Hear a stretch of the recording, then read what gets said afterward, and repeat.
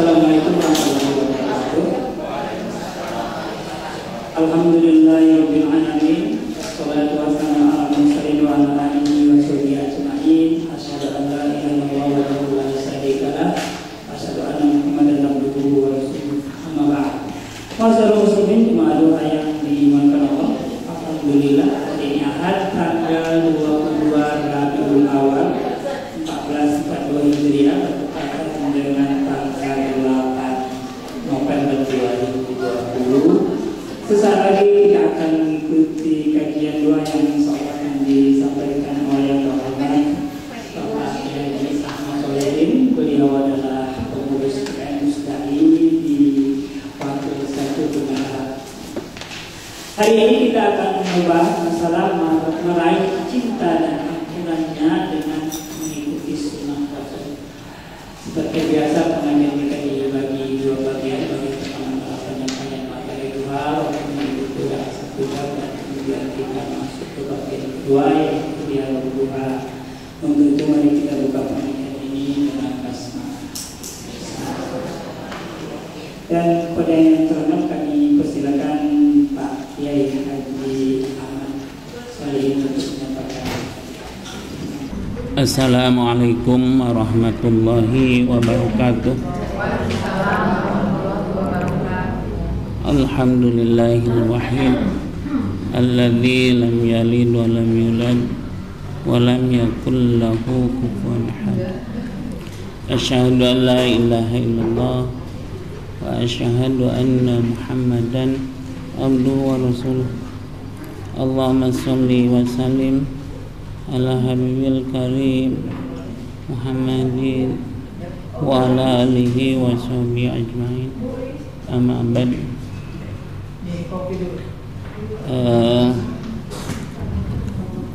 Yang terhormat Bapak Imron yang telah memberikan waktu buat saya berbicara.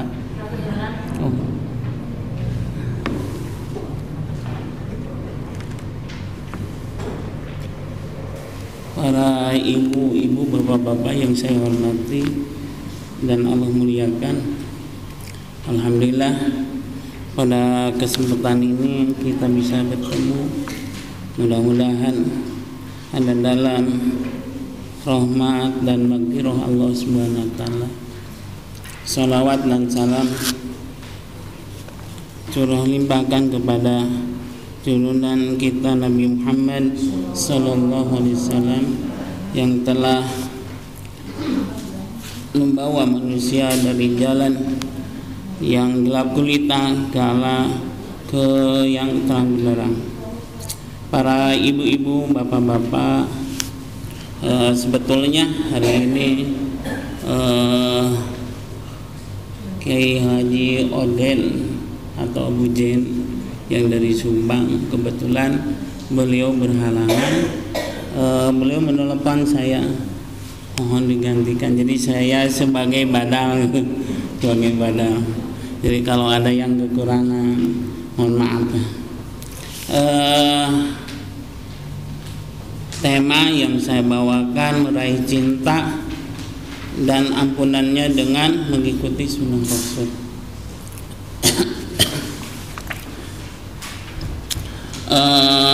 Allah berfirman dalam Al-Imran ayat 31, qul in kuntum tuhibbunallaha fattabi'uni yuhibbukumullahu wa yaghfir lakum dzunubakum wallahu ghafurur rahim. Qul, katakan Muhammad, in kuntum tuhibbunallaha, andai kata kamu sekalian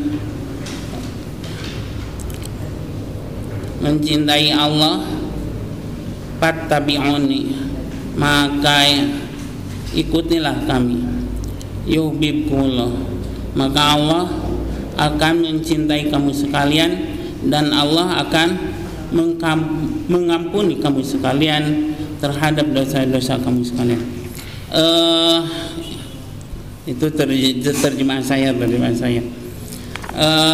Dalam ayat di atas menjelaskan bahwa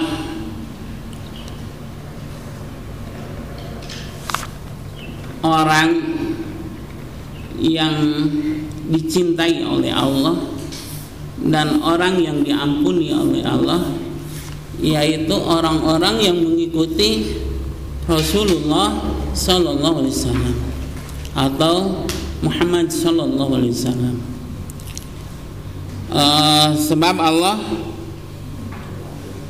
mentaklek atau menggantungkan Allah akan mencintai seseorang atau Allah akan mengampuni seseorang dengan mengikuti jejak langkah Nabi Muhammad Sallallahu Alaihi Wasallam. Yang jadi pertanyaannya, kenapa harus mengikuti Nabi? Pertama, Nabi seorang kekasihnya Allah, seorang yang dicintai oleh Allah. Yang kedua, yaitu karena Nabi itu pembawa syariat. Jadi syariat, semua syariat umat Nabi Muhammad ya lewat Nabi Muhammad. Allah menitipkan syariat kepada Nabi Muhammad supaya menjalankan dan menyampaikan ke umatnya. Yang ketiga, semua perbuatan Nabi, perkataan Nabi, takririyah Nabi itu dijamin oleh Allah Subhanahu wa ta'ala. Ada jaminannya. Kata Allah berfirman dalam Al-Ahzab ayat 21, laqad kana lakum fi rasulillahi uswatun hasanah liman kana yarjullaha wal yaumal akhir wa dzakirallaha katsira. Jadi ayat ini menjelaskan bahwa Nabi itu sebagai suri tauladan yang patut dicontoh, yang patut diikuti. Jadi tidak ada yang patut diikuti, yang dijadikan suri tauladan kecuali Nabi Sallallahu Alaihi Wasallam. Makanya tadi ayat tadi di atas, in kuntum tuhibbunallaha fattabi'uni yuhibbukumullah wa yaghfir lakum.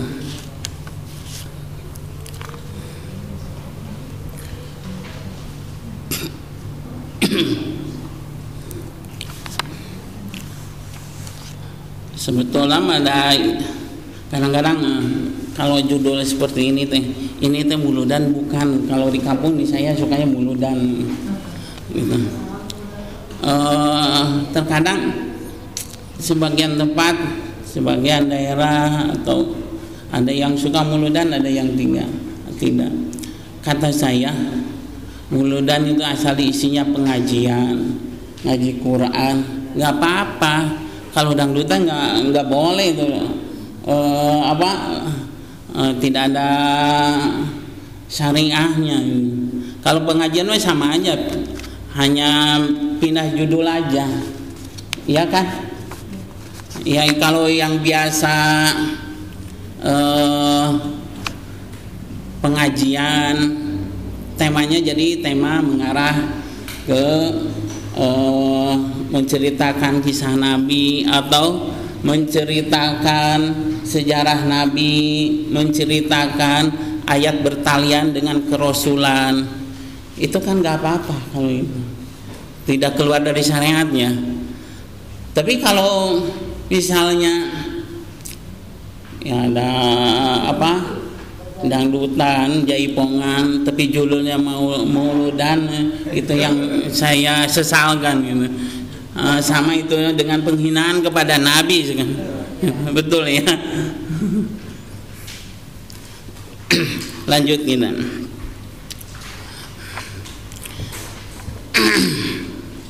Jadi tadi ayat laqad kana lakum fi rasulillahi laqad kana fi rasulillahi uswatun hasanah, menunjukkan bahwa yang pantas dijadikan suri tauladan yang baik untuk umatnya apabila umatnya sudah mengikuti jejak langkah Nabi Muhammad SAW. Jadi Allah menjanjikan tatkala umatnya sudah melaksanakan tadi patabiuni. Jadi patabiuni itu luas. Jadi kita sebetulnya luas sekali patabiuni. Patabiuni itu kan menggali perkataan Nabi. Perkataan Nabi itu ada yang bertalian dengan akidah, ada yang bertalian dengan ubudiyah, ada bertalian dengan muamalah, ada pertalian dengan munakahat. Sehingga kalau kita gali itu banyak sekali. Bukhari, Sahih Muslim, Sunan Abu Daud, Sunan Turmudi, banyak kitabnya. Gitu. Saya juga di sini membawakan contoh, tapi hanya sebagian saja, yang mana hadis qauli, yang mana atau sunnah qauli. Kok tadi ayat sunnah ada hadis? Apa beda sunnah dengan hadis? Nah, ini saya perlu jelaskan. Menurut sebagian ulama muhaditsin bahwa sunnah dan hadis itu sama. Disebutnya katanya kata mutarodib atau kalimah mutarodib. Mutarodib itu apa? Kalau dalam ilmu balaghah disebutnya mutarodib atau mutarodib itu lapadnya berbeda tapi mananya sama. Lapadnya banyak beda-beda tapi mananya itu saja. Makanya sebagian para ulama bahwa sunnah dan hadis itu sama ini. Makanya Nabi dalam sebuah hadis taraktu fikum amrayni intamasaktum bihima lang tadilu abada. Aku tinggalkan dua perkara untuk umatku. Apabila umatku memegang teguh terhadap dua perkara yang tadi, lang tadilu abada, maka tidak akan menjadi sasar. Menjadi sasar atau sesat.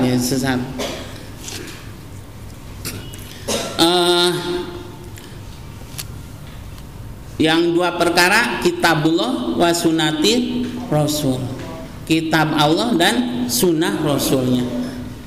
Nabi membahasakan atau mengatakan sebagai sunnah, bukan hadis ini. Tapi dalam kitab-kitab banyak hadasana ahbarona,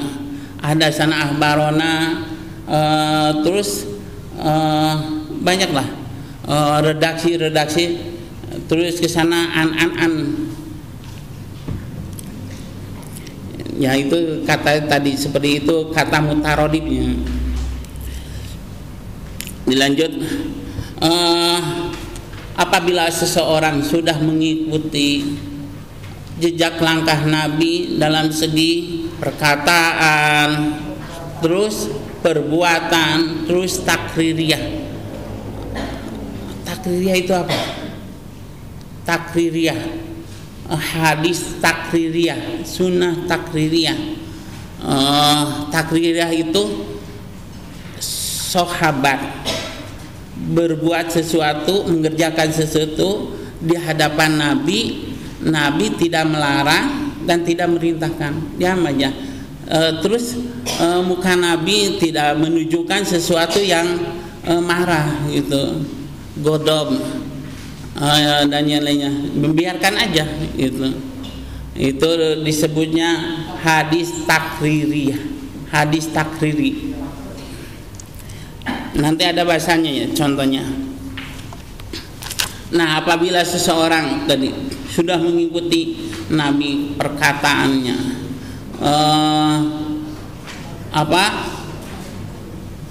takririyah Nabi, perilaku Nabi, atau pekerjaan Nabi, maka Allah menjanjikan dicintai oleh Allah, mendapat ampunan dari Allah.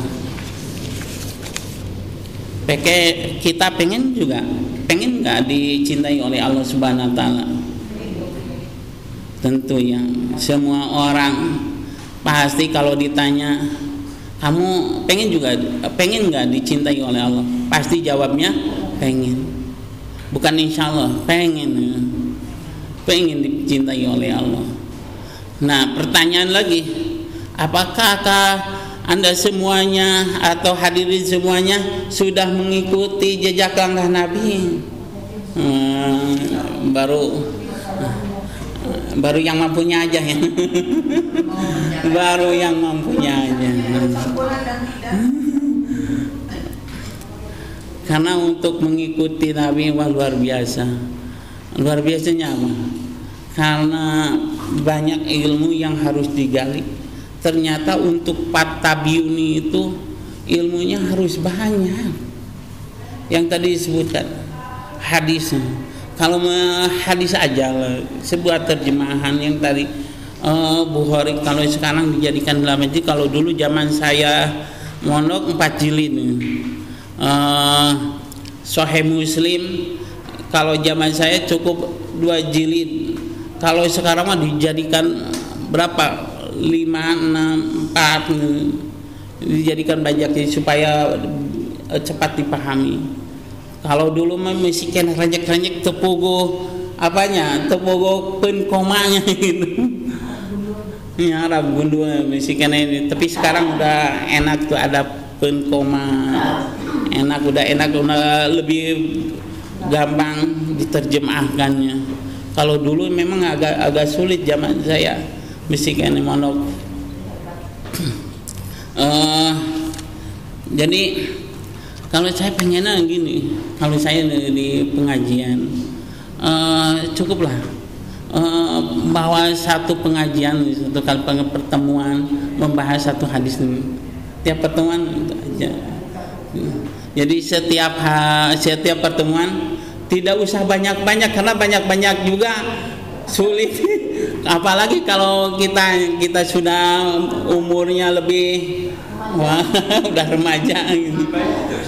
Satu tapi kita memahami dengan sama daripada banyak nggak paham. Iya.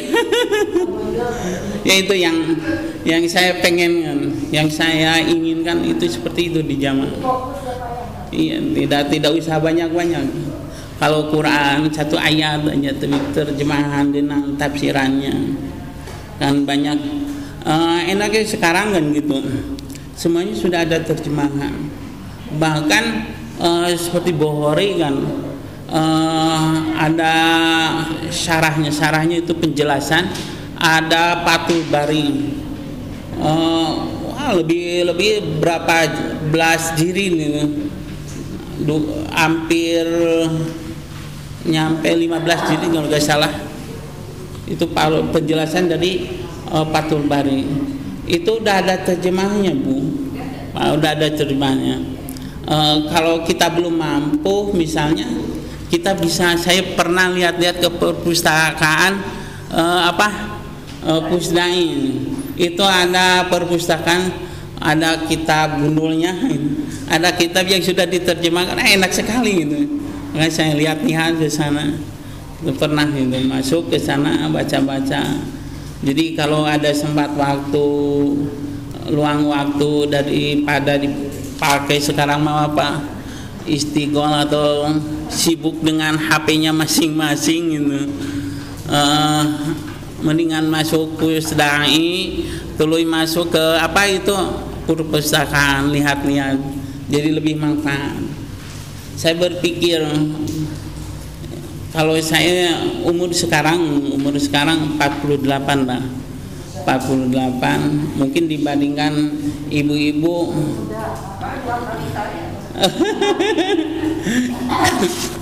mungkin saya lebih muda gitu. Masya Allah Ibu, barokillah fi umrik.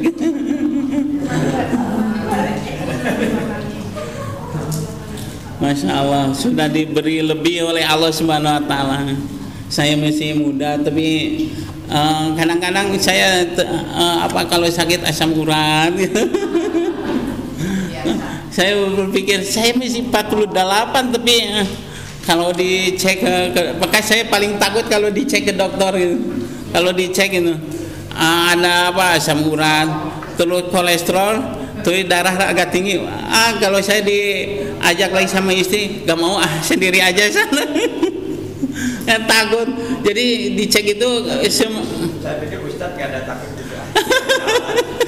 Masya Allah. Jadi takut kelihatan penyakitnya. Jadi ketahuan penyakitnya. Masya Allah. Dilanjut lagi. Tapi bagaimana gitu kita mempergunakan sisa waktu kita? Kan kita ini punya waktu sisa. Waktu sisa apa? Sisa hidup, jatah dari Allah Subhanahu Wa Taala. Kita pergunakan dengan sebaik mungkin. Kemarin beberapa hari ke belakang saya ditinggal oleh kakak ipar. Umurnya tidak jauh dengan saya.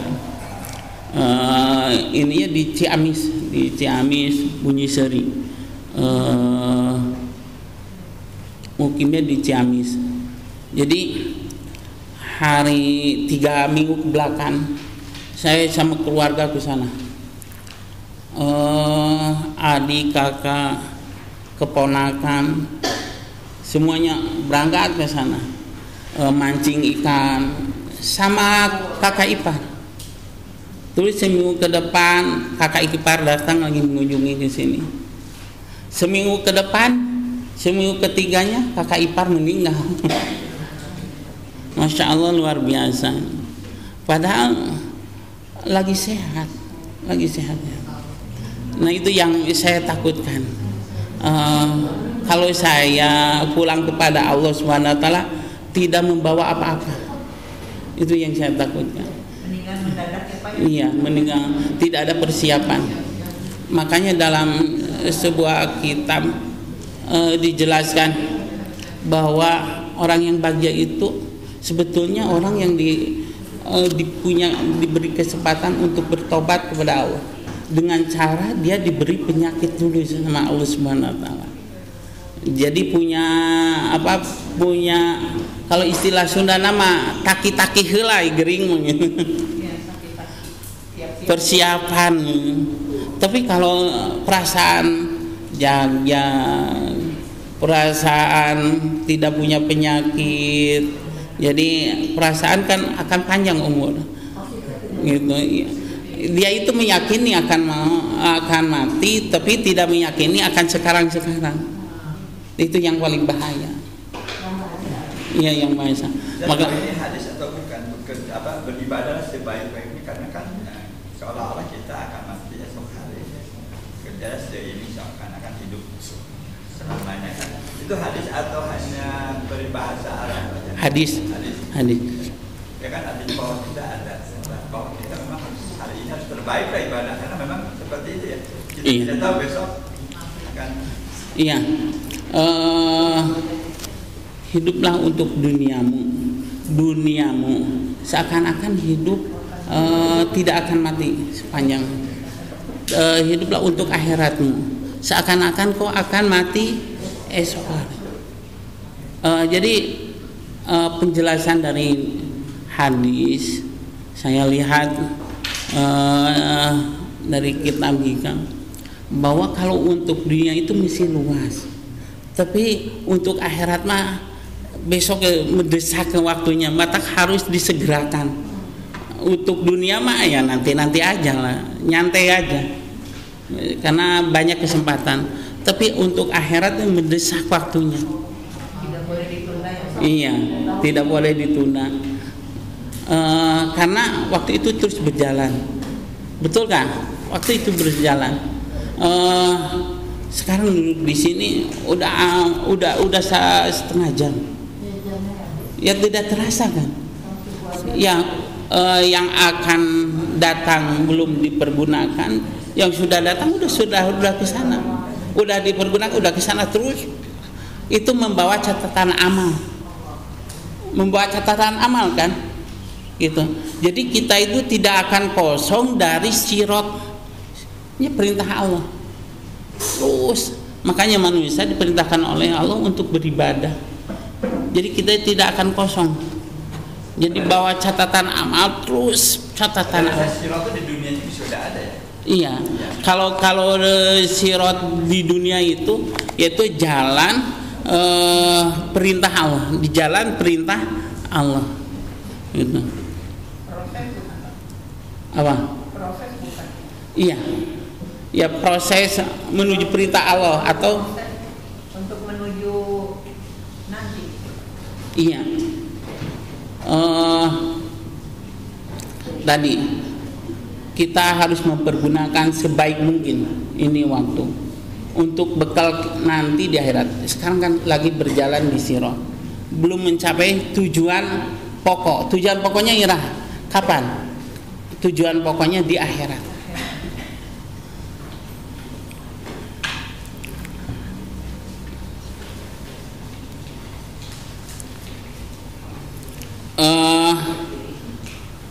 Dilanjut, menurut Dr. Muhammad Tahan bahwa hadis atau sunnah yaitu ma'udipa ila Nabi sallallahu alaihi wasallam, sesuatu yang disandarkan kepada Nabi sallallahu alaihi wasallam. Min qaulin, dari perkataan, au fi'lin, perbuatan, au takririn, atau dari takririyah, tadi sudah dijelaskan, au sifatin, atau sifat Nabi. Jadi sesuatu yang disandarkan kepada Nabi dari perkataan, perbuatan, atau takririyah atau sifat, itu yang dinamakan apa? Hadis atau sunnah. Nah di sini dicontohkan sebagian hadis yang berkaitan hadis qauliyah, berarti berhubungan dengan hadis qauliyah. Qauliyah itu apa? Takririyah. Nah di sini dijelaskan, sebelum ke contoh hadis kita harus tahu dulu definisi apa itu hadis qauliyah, fi'liyah, takririyah. Tapi secara umum yang tadi sudah disebutkan, tapi ada prioritasnya. Hadis qauliyah itu merupakan bentuk perkataan atau ucapan yang disandarkan kepada Nabi Sallallahu Alaihi Wasallam yang berisi berbagai tuntunan dan petunjuk syara, peristiwa-peristiwa atau kisah, baik yang berhubungan dengan aspek akidah, syariah maupun akhlak. Itu hadis apa? Qauliyah. Terus hadis fi'liyah. Hadis fi'liyah, hadis atau bisa juga apa? Sunnah yang berbentuk pernyataan sahabat yang digambarkan perilaku Nabi. Jadi seorang sahabat melihat pekerjaan Nabi. Nabi tidak mengatakan apa-apa. Itu hanya Nabi mengerjakan sesuatu aja. Jadi kalau zaman sekarang, apakah boleh enggak? Kata misalnya sahabat dulu pernah mengerjakan Nabi pernah mengerjakan seperti ini. Nah, bisa dijadikan sandaran hukumnya. Terus hadis takririyah, bukan takriyah, takririyah. Ronan ini lagi. Hadis takriyah adalah hadis yang berupa ketetapan Nabi yang dilakukan oleh sahabatnya tadi. Contoh an Mu'adz bin Jabal radhiyallahu qala bainahuma ana radipun an Nabi sallallahu alaihi wasallam. Dari Mu'adz bin Jabal, qala Mu'adz bin Jabal, berkata Mu'adz bin Jabal, baina ana, antara saya radipun Nabi, dibonceng atau dibonceng itu apa? Dibonceng. Dibonceng tahu nggak Bu? Pakai motor di belakangnya.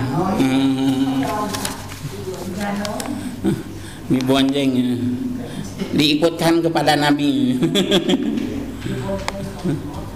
Laisa bainahu wa bainu illa akhiratu rajuli. Tidak ada penghalang antara Nabi dan Mu'an ini dekat. Terus pakola Nabi, ya Mu'an, hei Mu'an. Nabi berkata kepada Mu'an, ya Mu'an. Saur Mu'an, kata Mu'an, qultu la baik ya Rasulullah, baik ya Rasulullah, sawa sadaik. Sumasaro saatan tuli berjalan Mu'an Nabi saatan sebentar, sumakola terus berbicara Nabi, ya Mu'an, qultu la baik ya Rasulullah, la baik Rasulullah wa sadaik, baik ya Rasulullah. Summa saro terus berjalan lagi Nabi saatan sebentar, sumakola tuluy berbicara, terus berbicara Nabi, ya Mu'ad bin Jabal, kata Nabi, hai Mu'ad bin Jabal, qultu la baik ya Rasulullah wa sadaik, baik ya Rasulullah wa sadaik. Qala Nabi, hal tadri ma haqqullah, kata Nabi ini dialog Mu'ad bin Jabal, seorang sahabat Nabi dan Nabi Muhammad sallallahu alaihi wasallam. Kata Nabi kepada Mu'ad, ya Mu'ad bin Jabal, hal tadri, apakah kamu tahu ma haqqullah, apa itu haknya Allah ala abdihi, yang wajib terhadap hambanya. Nah, ini perkataan Nabi sedang mencontohkan hadis qauliyah. Apa perkataan kata-kata Nabi kepada Mu'ad?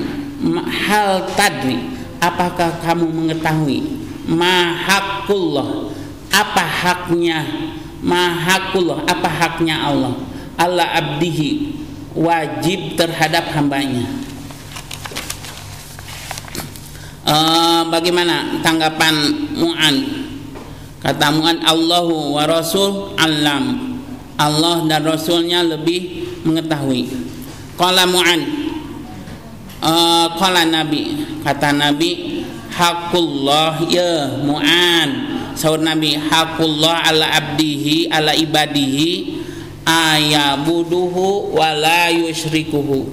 Ya Mu'an, dengarin bahwa haknya Allah yang wajib kepada hambanya, Allah anta'buduhu, hambanya beribadah kepada Allah.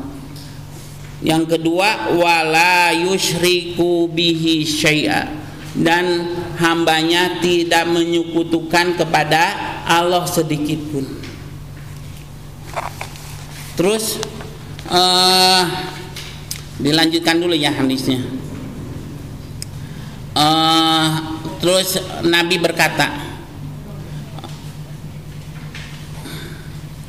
hal tadri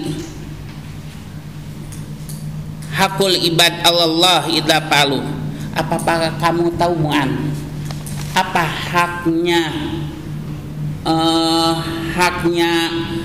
mahal tadri mahakul ibad, apa haknya hamba-hamba Allah yang wajib kepada Allah, yang harus Allah lakukan terhadap ibad-ibad atau hamba-hamba Allah yang melakukan yang tadi itu apa?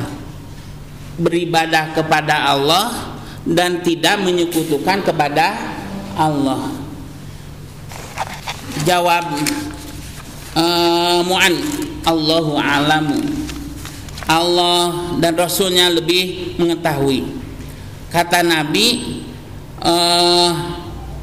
hakul ibad Allah alla yu'adzibahum, jadi hak yang diterima oleh hamba Allah terhadap yang harus dilakukan oleh Allah terhadap ibadnya, yaitu Allah tidak menyiksa terhadap hamba-hamba Allah.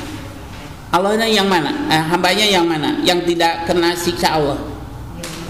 Satu, beribadah kepada Allah. Yang kedua, tidak menyekutukan kepada Allah. Itu jaminan dari Rasulullah terhadap umatnya. Jadi umatnya Kanjeng Rasul mendapat jaminan. Apalagi saya baca-baca di Bukhari, ada redaksi begini hadisnya: man qala la ilaha illallah dakhalal jannah. Pernah dengar nggak hadis ini? Pernah ya? Barang siapa yang berucap akhiru kalami, itu ada akhir, la ilaha illallah dakhalal jannah, akan masuk ke surga. Berarti kalau berucap kalimah la ilallah sudah tidak musyrik lagi. Apalagi diakhiri dengan la ilaha illallah, sudah menafikan kemusyrikannya, tidak ada. Bahkan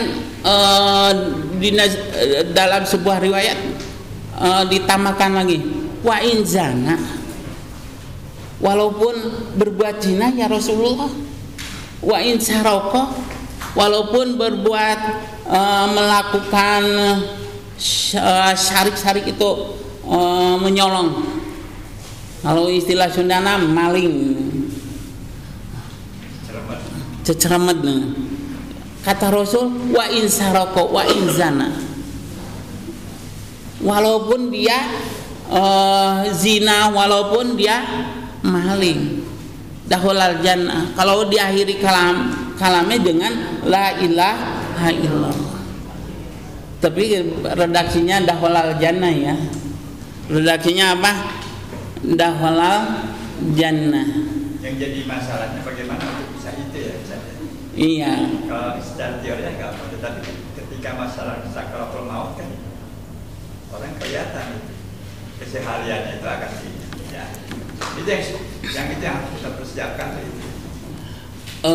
Saya pernah baca di akhir kitab Sulam Taufik, kita menjelaskan tentang perilaku maksiat dijelaskan di sana. Dijelaskan dulu ada seorang yang muadzin. Apa itu muadzin? Adannya tiap hari dia mengumandangkan adzan, sehingga waktu disebutkan di sana 40 tahun. Jadi tukang adzan di masjid selama 40 tahun. Nah, suatu hari ketemu dengan ajal. Ini kisah dari kitabnya. Dikisahkan mungkin untuk menjadi ibrah bagi kita, pelajaran diceritakan. Selama 40 tahun mengumandangkan adzan. Kalau mengumandangkan berarti ahli masjid. Tapi tatkala lagi sakaratul maut, dia isyarat dengan tangan. Dikira disuruh bawa Al-Quran, pengen tabaruk gitu ke Al-Quran, tapi dia dengan isyarat gitu, dia berucap bahwa kalau bahasa kita, saya berlubar dari Al-Quran, saya jauh, saya masuk dengan agama Nasrani. Itu di akhir hayat ya, su'ul khotimah. Semuanya menangis. Terus orang soleh meneliti kenapa kejadian ini bisa terjadi terhadap orang yang dipandangi kan orang soleh. Kalau adzan di masjid, terus berada di masjid, dipandang orang soleh. Ternyata setelah diteliti untuk dijadikan ibrah, ternyata dia itu dulunya Jadi satu merasa orang yang paling baik. Yang kedua suka lamun istilah Sunda ngintip-ngintip gitu. Apa?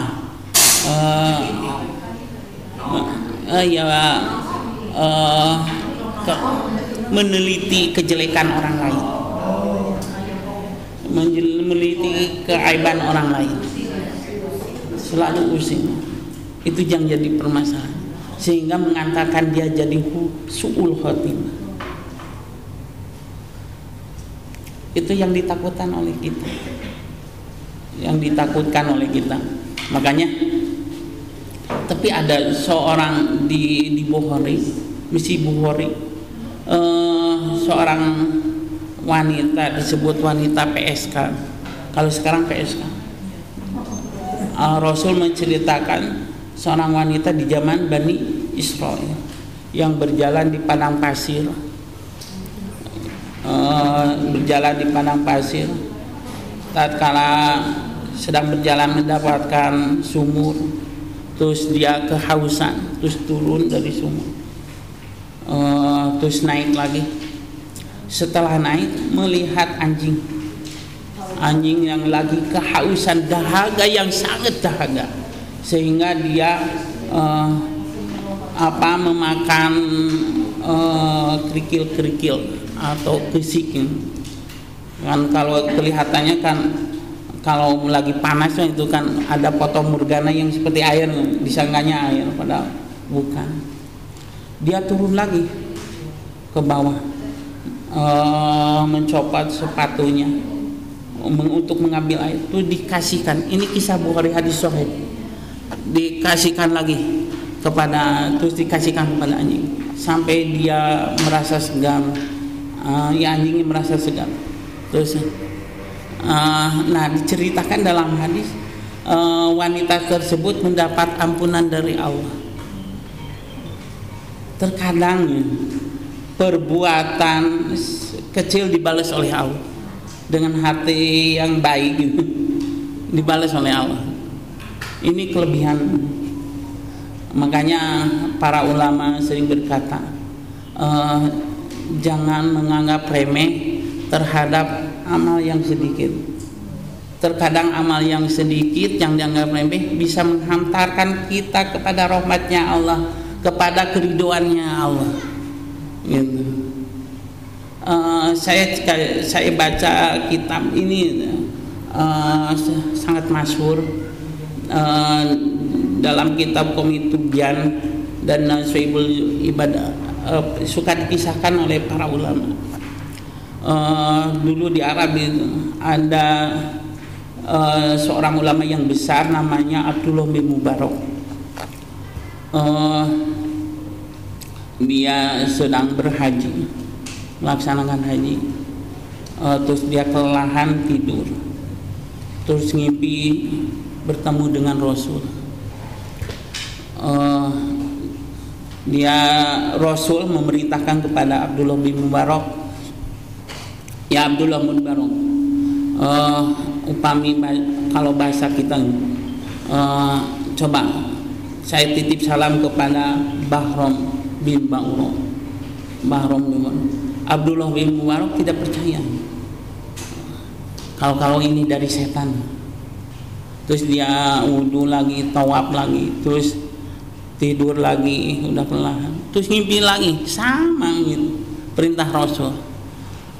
Dia masih belum percaya gitu.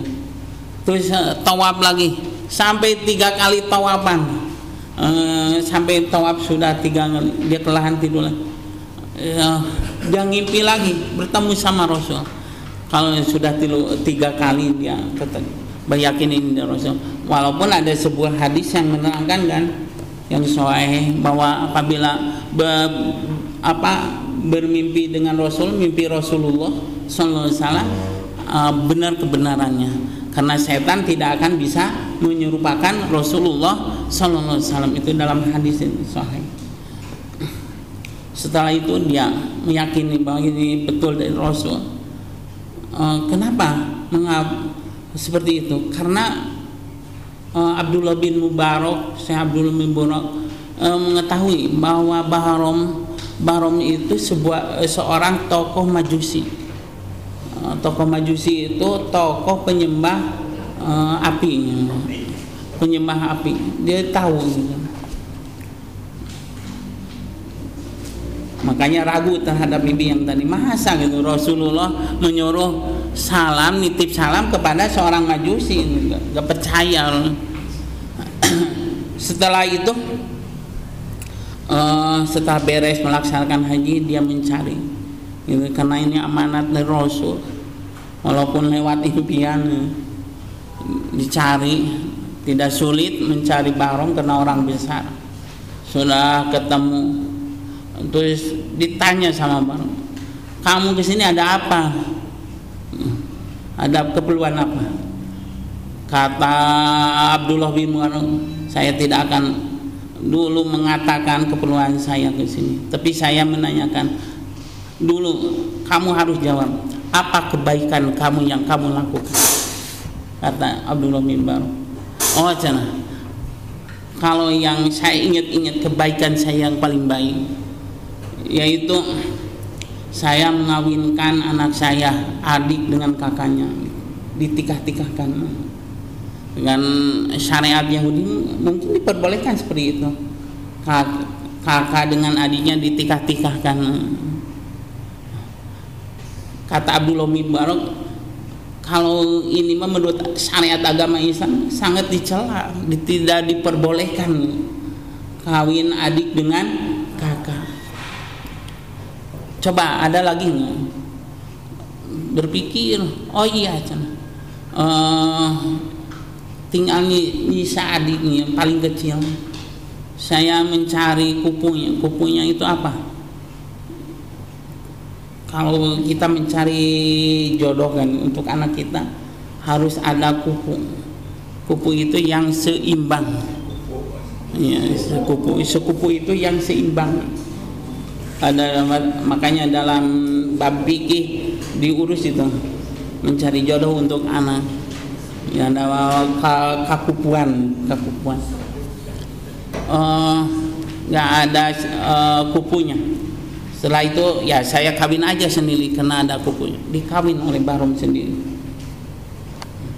Kata Abdullah bin Mubarak, wah itu mah apalagi sangat tercela di agama Islam ini, sangat tercela di agama Islam. Coba pikir lagi apa yang dianggap baik. Setelah itu saya berpikir lama. Setelah berpikir, oh iya cina, kalau gak salah dulu cina, saya lagi pengantenan sama anak saya yang berkecil. Terus ada tamu, seorang wanita. Dia minta api, saya kasih. Terus minta lagi api, katanya padam di jalan. Sampai 3 kali dia minta api, gitu. Ketiga kalinya sudah selesai, saya diikuti. Ternyata masuknya ke rumah gubuk, bukan tidak punya api, dia itu seorang janda miskin yang anaknya pada kelaparan, lagi menunggu. Dia itu untuk anaknya supaya tidak menangis, ini istilah sudah mah dibebenyokeun, useuna di dalamnya ada batu. Mulai dari itu saya intip lihat, ya hati saya sangat sedih. Terus pulang lagi ke rumah, apa yang ada saya bawa, tidak menyuruh orang lain. Makanan, buat makan gandum dipanggul terus dikasihkan, dia tidak mau menerima. Kata saya, dibilang, nih makanan semuanya buat kamu, tidak usah menggantikan agama kamu kepada agama saya, makan aja. Terus saya pulang. Dari itu saya tidak ingat lagi. Kata Abdullah bin Mubarak, nah ini yang dimaksud oleh saya, diceritakan bahwa Abdullah bin Mubarak mendapatkan mimpi dari Rasul harus menyampaikan salam. Oh ini oh ini kebaikan Abdullah, pantesan aja Rasul menyuruh. Ya ke anjing aja tadi mendapat ampunan, apalagi ke manusia, sehingga diceritakan bahwa Rasul menitipkan salam buat kamu. Langsung dia sujud mengucapkan 2 kalimat syahadat, dan akhirnya dia langsung meninggal. Banyak para ulama yang berbicara dia waliullah yang tak pernah sembahyang. Ya, waliullah yang tak pernah sembahyang. Kenapa? Ya, dia menghadap kepada Allah tidak membawa dosa apa-apa. Ini udah bersih kan dengan mengucapkan 2 kalimat syahadat. Ya, dengan 2 kalimat syahadat orang jadi bersih tanpa dosa apa-apa. Makanya dikisahkan dalam kitab, jadi tatkala dia meninggal keluar asap hitam katanya. Allah alam. Berarti yang kata ulama asap kekufuran. Terus itu kisah dari kitab. Intinya apa? Walaupun tadi amal sedikit, amal yang tidak sepele lah, sepira, tapi kita jangan menganggap sepele. Banyak orang yang minta-minta, orang minta-minta itu berarti dia itu butuh. Kalau tidak minta-minta mah tidak butuh. Kalau kita ada rezekinya gitu, ya kasih aja lah, walaupun tidak seberapa. Bahkan yang tidak jauh datang ke rumah, ada kucing, ada ayam, ya kita sedekah aja. Jadi sedekah ya, jadi tadi kan hadis yang tadi ceritakan itu dianggapnya sedekah kan, itu dari Bukhari, sedekah gitu. Apalagi kalau orang yang mengkaji bab rizki, yang mengkaji bab rizki, jadi Allah kalau kita memberikan, Allah akan mendatangkan yang lain kepada kita.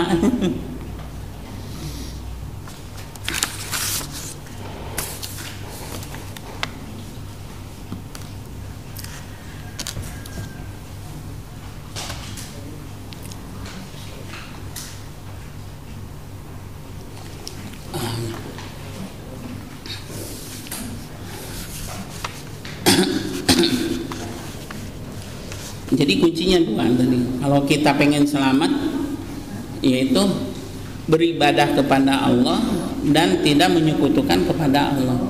Terus yang permasalahan bagaimana? Yang jadi permasalahannya antabudu. Antabudu seperti apa? Sebab antabudu itu ada yang langsung berhubungan dengan Allah, ada yang langsung berhubungan dengan makhluknya Allah. Lewat ibadah kepada Allah tapi berhubungan dengan makhluknya Allah. Maka seseorang bisa dikatakan seorang solihin, bisa disebut apa? Solihin, solihat, harus punya 2 kriteria. Kriterianya apa? 1, dia baik ibadah dengan Allah. 2, dia baik dengan makhluk-makhluknya Allah. Maka Nabi sering berkata, man kana yuminu billah wal yaumil akhir falyakul khairon aw liyasmut. Itu kan menuduhkan akhlak budi pekertinya. Terus Nabi berkata lagi, ini dalam Bukhari sama, man kana yuminu billahi wal yaumil akhir fal yukrim doipahu. Terus redaksi yang lain, man kana yuminu billahi wal yaumil akhir fal yukrim jaruhu, maka muliakan tetangganya. Jadi berbicara dengan baik, memuliakan tamu, memuliakan tetangga, itu kan konteks akhlak yang baik.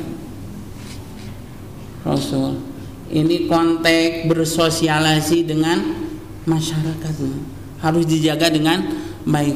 Maka tidak sehingga dalam hadis dikatakan, apabila seseorang tidak berbicara dengan tetangga selama 3 hari, terus dia mati, meninggal, maka langsung masuk neraka. Itu ancamannya. Selama 3 hari tidak ketemu, ketemu gitu, tidak berbicara, baud gitu, panggil, tidak bersalaman, atau minimal yang biasa saling sapa sekarang tidak gitu. Yang paling baik yang mana? Yang paling balik itu yang lebih dulu menyampaikan salam gitu. Karena ancamannya berat kan. Sudah hampir 3 kali takut mati, cepat aja assalamualaikum. Ya kita yang tahu ilmu ya harus ya assalamualaikum gitu. Bagaimana orang lain tidak mau jawab, ya biarin aja ke untuk dia sendiri kan kejelekannya. Kita yang penting kan ingat, saya itu udah tua terus-terusan begini mah udah takut suul khotimah gitu. Yang takut suul khotimah. Iya biarin aja dia ngabalir juga. Dia tidak menjawab juga nggak apa-apa. Penting kita menyapa dia, assalamualaikum. Karena di dalam hadis disebutkan orang yang paling baik itu yang mana? Orang yang lebih dulu menyampaikan salam. Yang lebih dulu. Adapun dia tidak menjawab atau tadi ngabalir gitu istilah Sundana, ya biarin aja gitu. Kalau dulu mah guru saya suka menceritakan di awal mungkin banyak orang, ya ada orang yang sangat mengelak kajian. Kata guru saya, ya suka mencari kejelekan gitu. Masak kirimnya rantang, terima kasih, ucapan terima kasih apa? Terima kasih sudah mengambil kejelekan guru saya oleh dia. Ya kalau kita berbuat jelek kan orang lain mengambil kejelekan kita kan gitu. Ya seharusnya kita bersyukur. Ya kalau taubat mungkin tidak diterima, kalau gitu mah diambil sama orang lain sepupu. Makanya kita kalau istilah Sunda mah tong sarwana, jangan sama-sama orang lain udah jelek kepada kita, ayo dibalas lagi dengan jelek gitu.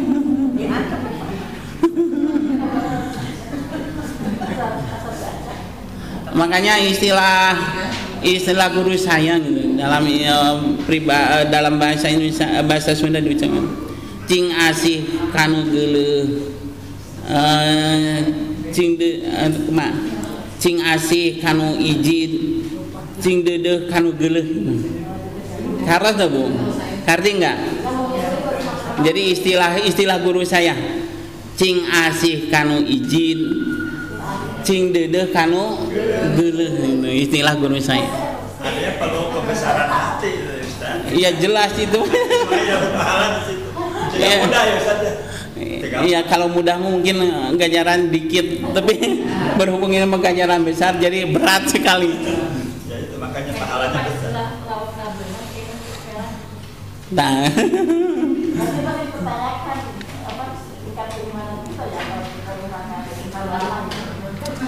Iya kan itu menguji kesabaran. Iya menguji kesabaran kita sampai di mana. Jadi dari sana diukur kesabaran kita tinggi dan rendahnya. Iya kan? Tinggi dan rendahnya.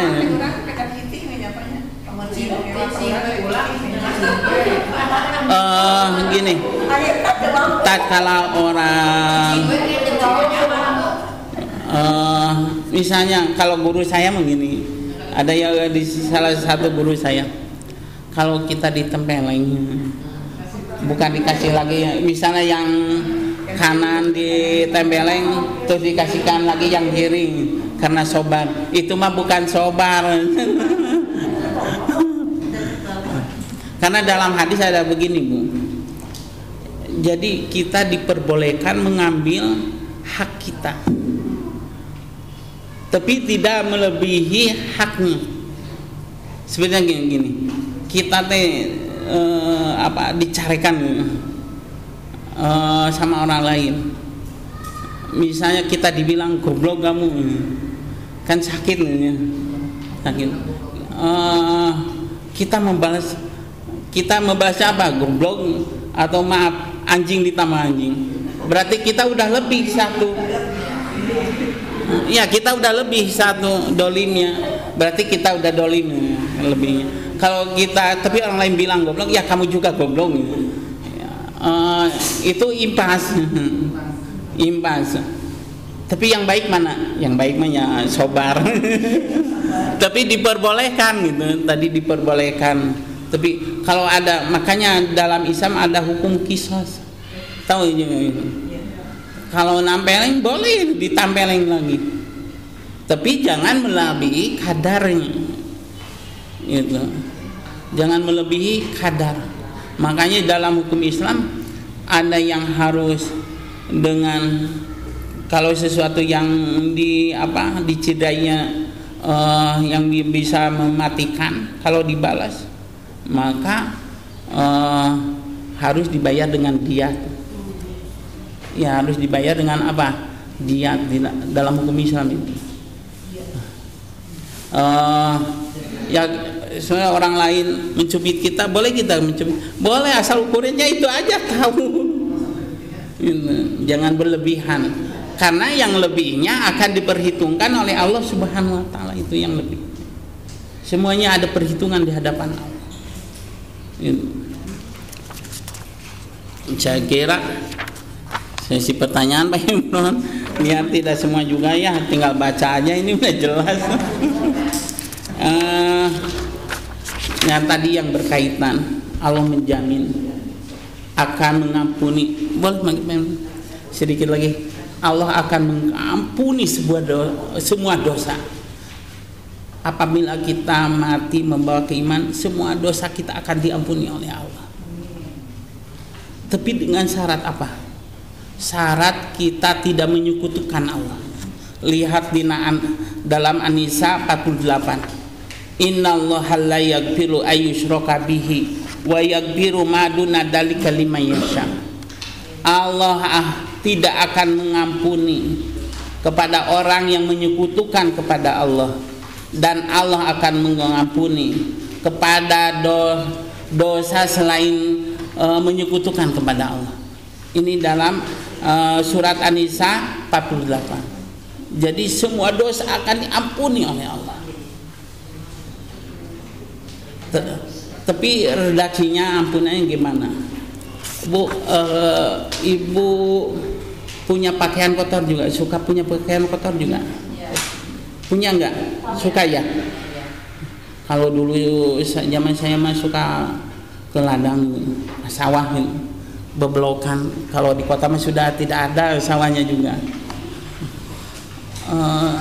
Itu pakaian yang kotor itu tidak bisa langsung dimasukkan kepada lemari, Bu. Rasanya betul enggak? Tapi harus dicuci dulu, pakai rinso, pakai backclean bila perlu. Ada kadang-kadang 2 hari 2 malam di keumanan, kadang yang lama, yang sebentar, ada yang langsung.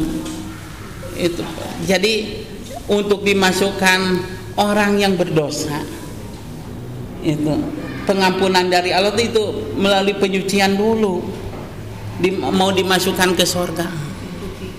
Sehingga diceritakan yang terakhir di sini ada hadis bagaimana ukuran neraka, kalau nggak salah. Nah, hadis yang bawahnya ukuran neraka, Bu. Kaki kita menginjak paling atas ruhak, apa ruhaknya?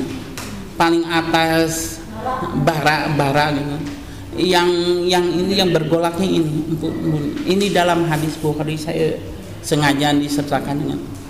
Jadi jangan menganggap enteng, jangan menganggap enteng tadi amal yang sedikit, yang amal soleh yang sedikit, dan jangan menganggap enteng dosa yang paling kecil. Jadi supaya tidak ada ini mah kecil iya atau dosa nage. Jadi dianggap sepele. Jadi kalau dianggap sepele jadi berani. Ibu tahu nggak ada lautan ada kapal tanker yang terguling oleh oleh ikan teri kecil. Tapi kalau ikan terinya segunung, dosa kita yang kecil, tapi kalau disatukan jadi besar. Nantinya kayak ikan teri yang menggulingkan kapal tanker. Juga gitu saja. Jangan menyepelekan amal-amal yang kecil gitu ya. Iya, tadi. Terkadang Allah menyimpan ridho dan rahmatnya di amal yang kecil itu. Terkadang juga tadi maksiat yang kecil di sana dibarengi dengan godobnya Allah yang ditakutkan. Ya Pak Imran, sebentar lagi jam 11, tidak terasa ya. Tinggal dibaca aja lah. Tinggal dibaca.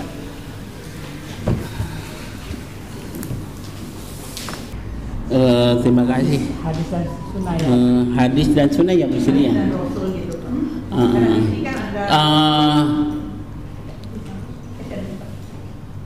Secara lugawiyah bahasanya, hadis itu hal yang baru.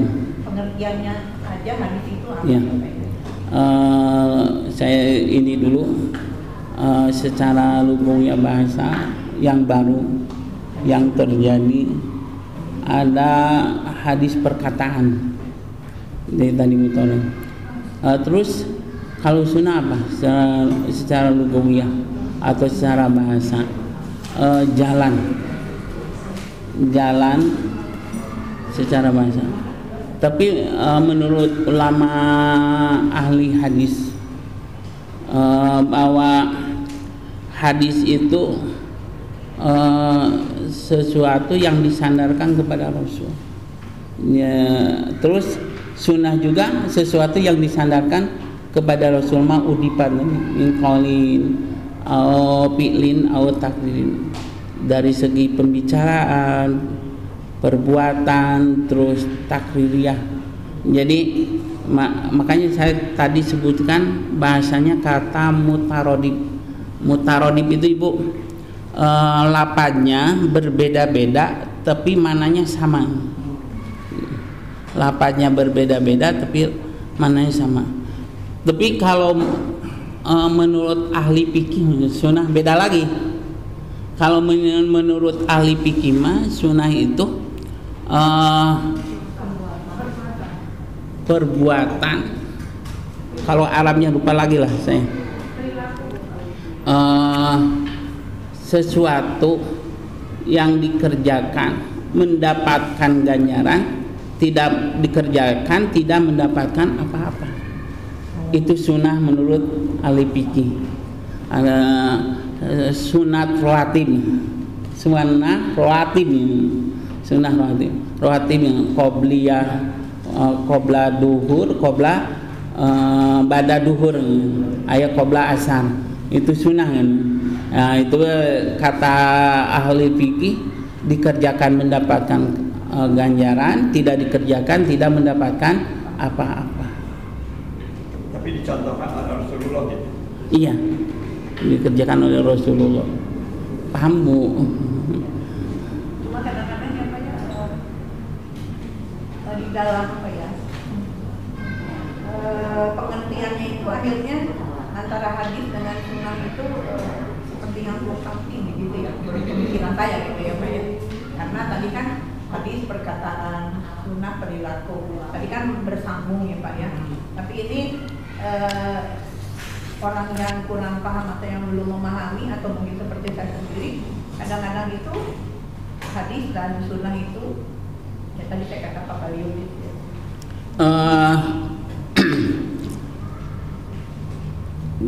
Definisi umum udah aja ini. Definisi umumnya Dr. Muhammad Taha ma'udipa ila Nabi sallallahu alaihi wasallam min qaulin. Jadi keduanya pakai definisi itu. Sesuatu, hadis pakai itu, sunnah pakai itu. Sesuatu yang disandarkan kepada Nabi. Iya, sesuatu yang disandarkan kepada Nabi gitu. Dari perkataan, perbuatan, terus takririyah. Mungkin kalau hadis lebih kuat gitu ya Pak ya. Iya. Kalau sunnah itu karena tadi kan dilaksanakan dapat pahala, kalau tidak mendapat pahala. Tapi kalau hadis itu seolah-olah bahwa wajib gitu ya Pak ya, harus dilakukan oleh hambanya atau tidak? Gini Bu. Jadi tinjauannya ada yang ahli fikih, ada yang ahli hadis. Kalau yang ahli hadis mah definisinya itu hadis yang disandarkan kepada atau sunnah yang disandarkan kepada Nabi, pada Rasul. Kalau ahli fikih mah tadi semuanya perbuatan yang sunnah, yang kita sunnah, seperti contoh tadi rawatib, termasuk sedekah yang belum nisab, itu termasuk sunnah. Jadi sunnah di sini sesuatu yang dikerjakan mendapat ganjaran, tidak dikerjakan tidak mendapatkan apa-apa. Seperti Rasulullah membantu istrinya kerja di rumah gitu kan? Iya. Artinya Bapak, kalau kita mengikuti Rasulullah itu dapat pahala, kalau enggak ya nggak apa-apa gitu. Mungkin gitu ya saja. Iya. Tapi kalau hadis mungkin perkataannya memang yang disampaikan oleh Rasulullah. Nah itu. Jadi gini. Semua sumber kan nanti sumber dari seperti gini. Saya contohkan ketika Rasul kan Rasul itu sebagai gambaran yang bersumber dari hukum, sumbernya hukum gitu. Setiap yang dikerjakan dikatakan Rasul semuanya jadi apa? Jadi hukum. Ya, jadi hukum. Sekali lagi, setiap yang dikatakan, dikerjakan termasuk takdirnya jadi hukum. Nah, hukumnya nanti ada ke sunnah dalam artian kata fikih ini, bukan sunnah arti hadis. Iya, nanti ke fikih. Seperti ini saya contohkan. Ada Ummu Qais dalam Bukhari diceritakan, dia membawa anak laki-laki datang kepada Rasul. Terus ke Rasul anak laki diambil, terus anak laki-laki setelah dipanggung, terus anak tersebut ngencingin Rasul. Setelah itu anak tersebut kan umurnya masih belum 2 tahun, belum makan apa-apa, baru makan air susu ibu. Nah, para ulama di sana izdihan. Kan itu hadis pilih nih, contoh hadis pilih. Kata ahli mujtahid bahwa anak belum berumur 2 tahun, belum makan apa-apa, baru air susu ibu dihukuman najis muhopapa. Ya, najis muhopapa. Jadi cukup di kepetan aja dengan air biasa, karena Rasul seperti itu. Nah, jadi hukumnya mana? Hal najis muhopapanya. Atau seperti itu juga Ustaz bisa banyak kan pakai imamah gitu ya. Iya. Kan Rasulullah melakukan itu. Artinya kalau kita ini ya bagus gitu ya, dapat pahala, tapi kalau enggak pun enggak kan. Iya. Ya mungkin seperti itu kalau. Iya. Nah, kalau kaitan dengan hadis qudsi kan artinya firman Allah tapi tidak di ya, gitu juga. Iya. Jadi hadis qudsi itu turunnya langsung ke Rasul, tidak melalui malaikat Jibril. Makanya tadi yang datang ini seperti dalam hadis ada di sini dikatakan, kata Siti Aisyah, termasuk hadis pilih, kata Siti Aisyah, Rasul adus setelah melalui 4 perkara. Ayat di hadis pilih ini, dalam hadis pilih, hadis nomor 2, contoh hadis perbuatan Rasul pilih ya berarti. Di sini disebutkan yagtasilu min arba'in, Rasul adus setelah melalui 4 perkara. 1, minal janabati, setelah melakukan junub, Rasul adus. Ini kata Siti Aisyah melihat Rasul. 2, adus yaumal, setelah hari Jumat, setelah tibanya hari Jumat. Yang ketiga, minal hijamah tahu enggak? Dibekam. Setelah dibekam, dibekam itu di apa? Ya, di getinya diambil. Ya, dibekam. Yang ketiga, min guslil mayit, setelah memandikan mayit. Nah, ini para ulama semuanya berbeda. Nah, di sini ada yang wajib, ada yang sunnah. Seperti yang wajib mana? Setelah junub. Ya. Setelah junub kan itu mah wajib. Gitu. Yang lainnya Jum'ah berbeda pendapat, ada yang wajib, ada yang sunnah gitu. Nah, itu mah wajar pendapat. Tapi yang junub sepakat semuanya wajib adus kan. Nah, ini hadis atau sunnah Rasul yang menjadi kesana pemikiran fikihnya berbeda ini. Ya. Jadi kembali ke fikihnya ya Pak ya. Iya. Jadi kalau ketetapan hadis ini harus jelas begini, tapi nanti ke fikihnya itu tergantung kepada mungkin mazhab atau mungkin ulama yang menetapkannya gitu ya Pak. Ya, makanya saya menganjurkan udahlah lah, daripada notor sendiri dari kitab sulit. Kalau baca-baca mah boleh, tapi untuk mengambil hukum kita belum bisa karena ilmunya harus semuanya gitu. Lebih khusus ya Pak? Iya, lebih khusus ilmunya harus baik. Kalau ini mah udah aja mengambil para ulama yang terdahulu yang solih itu, yang solih ulama salaf, pengambilan hukum para mujtahid dulu.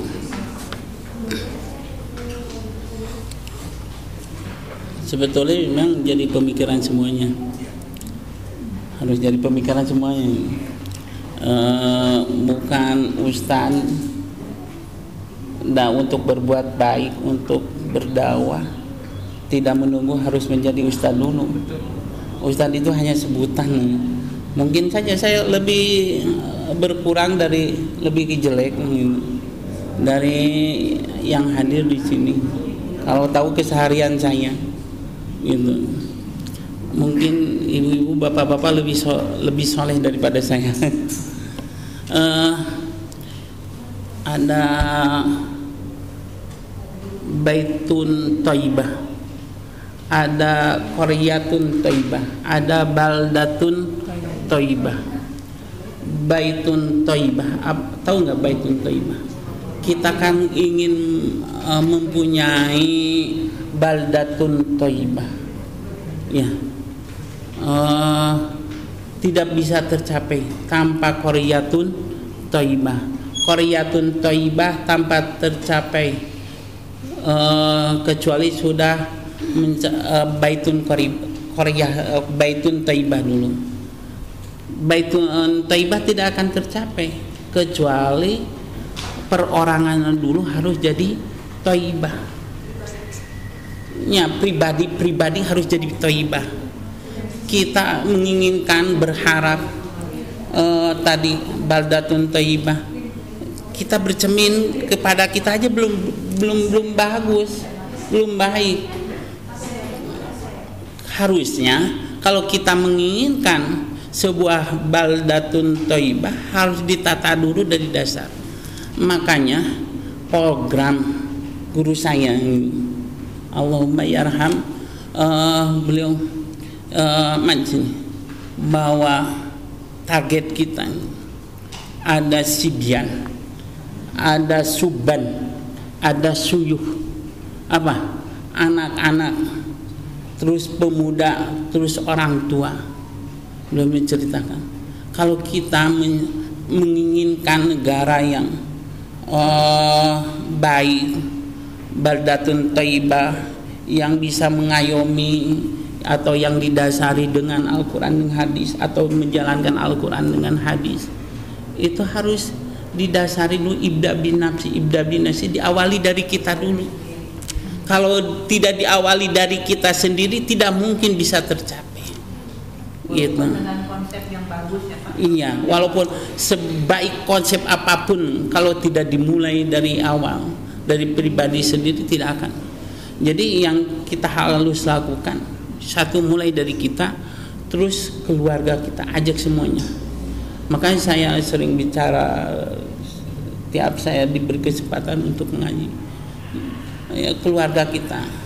Jadi mengajarkan Al-Quran, mengajarkan sholat, mengajarkan berwudu, mengajarkan membaca Al-Quran. Yang lebih baik itu dari keluarga sendiri, tidak menunggu di keustadgan gitu. Kalau kita mampu, kenapa tidak kita sendiri yang mengajarkan? Kalau kita mampunya segitu, karena tahu dalam hadis, ilmun yantafa'u bihi idza mata ibnu adam in qata'a amaluhu, di mana Ibnu Adam telah meninggal maka putus sebuah amalnya, kecuali yang 3. Di antaranya ilmun yantafa'u bihi, kita mengajarkan kepada anak sholat, kita mengajarkan wudu, kita mengajarkan baca Al-Quran, terus anak tersebut wudu, bersolat, membaca Al-Quran, itu sebuah amalan yang baik buat kita. Selagi dia mesti sholat, selagi dia berwudu, selagi dia baca Quran, maka mengalir kepada kita. Itu impact yang tidak terasa. Makanya saya, kalau ibu mampu baca Quran, kalau ibu mampu berwudu dengan baik, kalau ibu mampu bersolat dengan baik, kenapa anak kita harus ke orang lain? Kan ajar aja sama kita. Yang tidak mampunya nanti kepada orang lain. Itu yang baik. Iya, yang paling baik itu dari orang tua. Terus saya ketemu guru, ada seorang orang tua yang sudah meninggal duniawi, tidak melihat TV, tidak punya HP, tapi punya anak misi. Jadi tidak punya, akhirnya anak tersebut ke tetangganya yang tidak sembahyang, yang pinjam HP, akhirnya dia terbawa arus tetangga. Yang baik apa? Anak baiknya kalau kita sudah, walaupun kita sudah tidak melihat TV, tidak punya HP, harus difasilitasi, tapi harus dibawa bimbingan kita, supaya anak, kalau yang ditakutkan apa? Anak tersebut datang ke tetangga kita gitu, terus anak tetangga kita yang tidak sembahyang berbuat maksiat, akhirnya berbuat maksiat, anak kita tidak sembahyang. Nah itu yang kita lakukan. Makanya anak kita didik oleh kita, awali dengan ibda bin nafsi, sekemampuan kita aja. Udah anak selesai, istri kita selesai, suami kita selesai, baru kita invasi keluar. Jangan menolak orang yang mau belajar.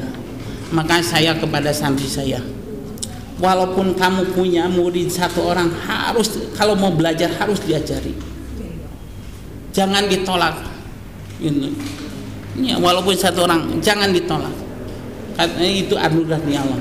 Nanti kalau kamu dinas mengajar, Allah akan mendatangkan yang lain. Nah itu ibda bin nafsi. Makanya program ini harus terus berkembang, ibda bin nafsi. Mungkin itu Pak. Ibu, kita berkomunikasi dengan Pak Kapolres. Allahumma bika asyhadu astaghfiruka wa atubu ilaik. Terima kasih. Wassalamualaikum warahmatullahi wabarakatuh. Waalaikumsalam.